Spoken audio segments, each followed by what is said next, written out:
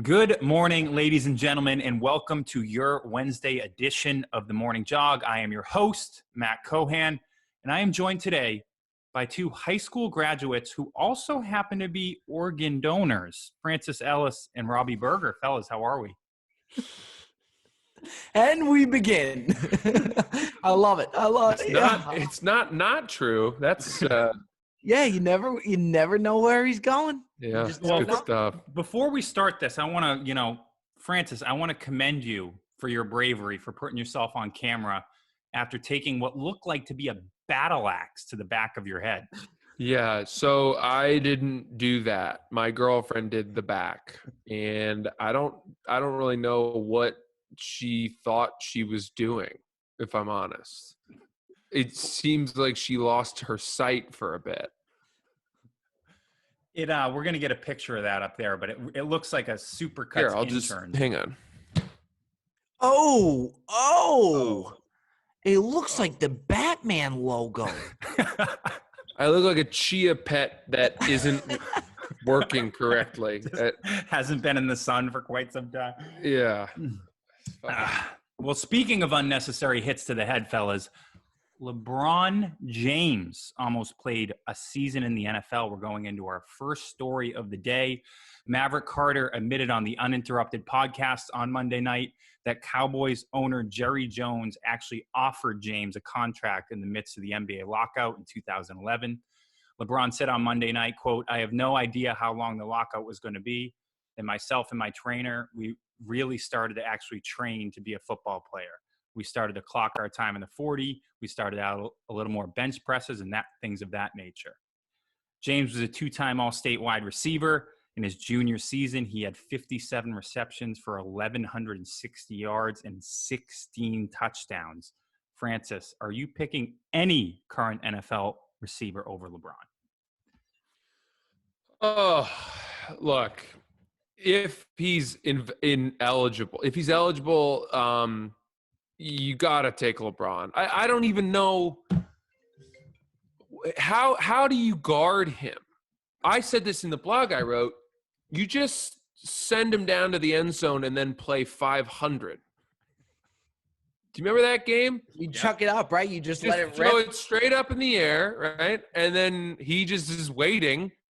And it would be like fourth graders clinging on to the shoulders of the eighth grader who's been kept back 10 years because of behavioral issues. Like, you cannot out-jump him. You ever see highlights of, I think it was AJ Green, who you could just throw the ball up to him in a pack of three people and he'd go up and get it? And AJ Green doesn't hold a candle to LeBron's size and leaping ability. I think that if you talk about athletes switching to another sport, we've seen it with Tim Tebow, Michael Jordan. There's one thing I learned from The Last Dance. It was that Michael Jordan wasn't as bad at baseball as I thought he was. True. And I think that LeBron transitioning to football is a far more adjacent pivot than any of those other players going, let's say, baseball. Because baseball is such a skill sport. Yeah. LeBron is catching a basketball, is catching a football. It's an easier, it's like going from Spanish to French instead of Spanish to Arabic. That's my thought. Robbie, for a little for comparison here, as a junior in high school, Megatron, who I think is a pretty good comparison, he caught 40 passes for 736 yards and 8 touchdowns. That means that LeBron had 400 more yards and double the touchdowns. Granted, this is high school, but LeBron broke Jerry Rice's single season record. So take it away, Robbie. If you want to go see a good highlight tape, go type in Calvin Johnson in high school or Georgia Tech. Scary. Yeah. But I find it funny that this is coming out of the LeBron camp because it's almost like with the Last Dance thing going on and Jordan getting all of this love, it's almost like LeBron kind of needed to nestle his way back into the talk, back into the circulation. And the funniest thing about this whole thing, Jerry Jones was the one interested in him during all this. Jerry Jones, there's nothing off limits for Jerry Jones. Anything for a headline, too. Jerry Jones, if O.J. Simpson said he was coming back to the NFL, the Cowboys and Jerry Jones would be the one talking to him. I think it's Yeah. time that Stephen Jones totally take the reins on the Cowboys because it's going to keep going south and it's going to get more and more ridiculous. I say he takes the reins and cuts their losses.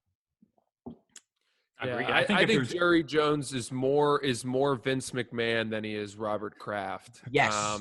Yes. There's a Hollywood element to the way that he runs the Cowboys, and they're not. They almost embrace that controversial wide receiver that they know is going to be a locker room plague. Yeah. How many times did they sign Pac-Man Jones, Mr. Cohan? I can't pull up Wikipedia right now, but it's one 20 too many. times? Yeah.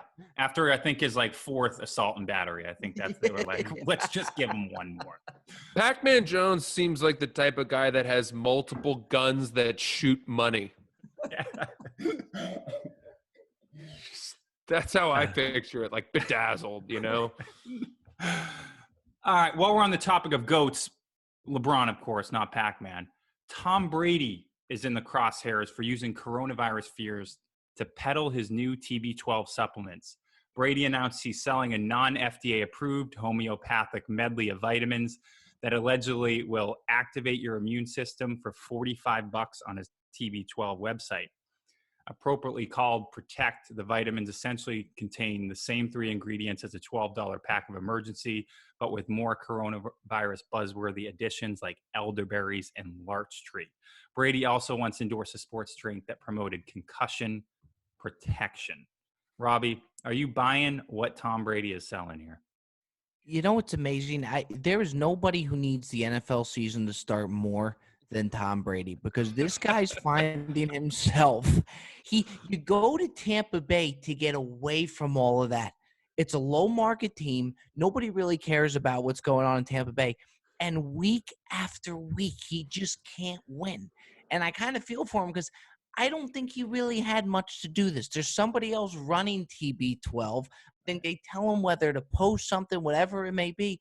He wakes up, he's in the headline. So the guy can't win. I feel for Brady. Francis?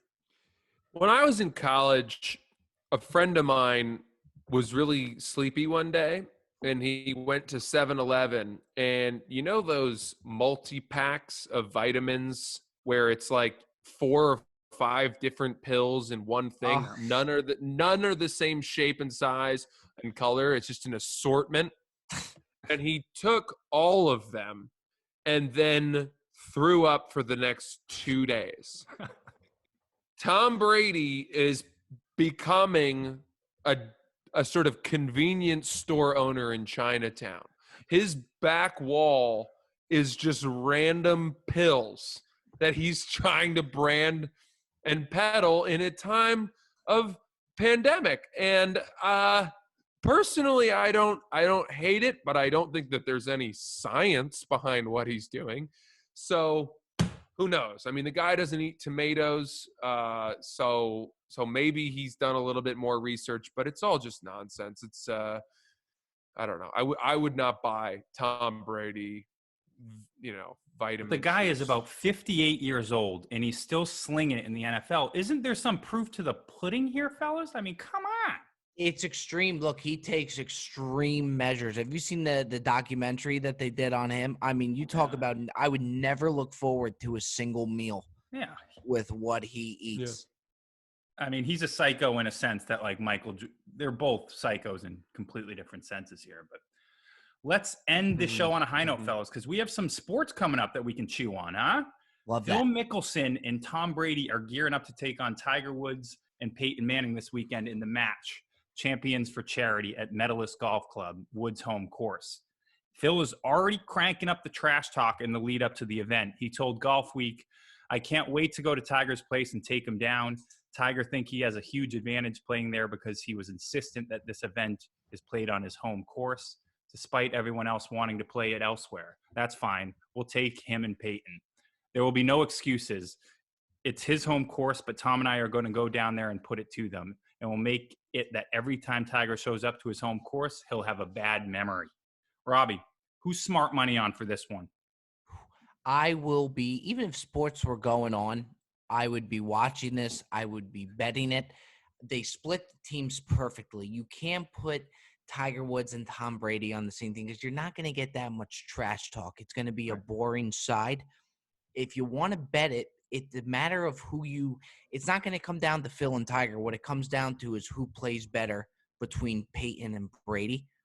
I think it's going to be primetime television, and I want to see Tiger break out of the box a little bit. I don't want to see him so serious. I hope he takes a couple jabs at Phil. Tom goes at Peyton. There's going to be a lot of different things to watch, and I just hope they let it fly. I really do. What's the purse for this match? I think it's charity. I think it's Yeah. kind of like the same thing as the Didn't last they do weekend. one for not charity like a year ago or something? No, that Yeah, was for charity too, though. Oh, it was? Yeah, I think it was a certain amount. No, But there was like side betting going on. But they did have a lot of that was to charity, I think. But even with that, Tiger was kind of reserved a little bit. Let it loose. Let it loose. Now's the time to do it. It would make it so great. Yeah, I would love to see guys snapping shafts over their thighs. I want to see. The thing about this is, these guys are all four of the most elite athletes ever to play sports, right? And yet, Tiger and Phil are brilliant golfers, and we're going to watch them, and it's going to be like business as usual golf on TV. But you're going to get, I think, and I hope, you're going to get Tom Brady and Peyton Manning duck hooking drives, Would love topping balls, losing balls in the woods, and cursing. You're going to get everyman golf. And I think the contrast against the pros is going to be that much funnier. Do you know what I mean? So Totally agree. I'm excited to watch two guys who we are so accustomed to being so smooth and athletic and dominant in this one sport that is the great equalizer to athletes and non-athletes alike. And I'm hoping, because I don't really know how good Tom Brady and I don't really know how good Tom Brady and Peyton are at golf, but I'm hoping we see some real blow up holes, Yep. We're going to end on the Harvard man there. We're going out of time, but that is your Wednesday edition of the Morning Jog, fellas. Thank you for participating. Thank you for listening. We're back here same time, same place tomorrow. We love you. Peace.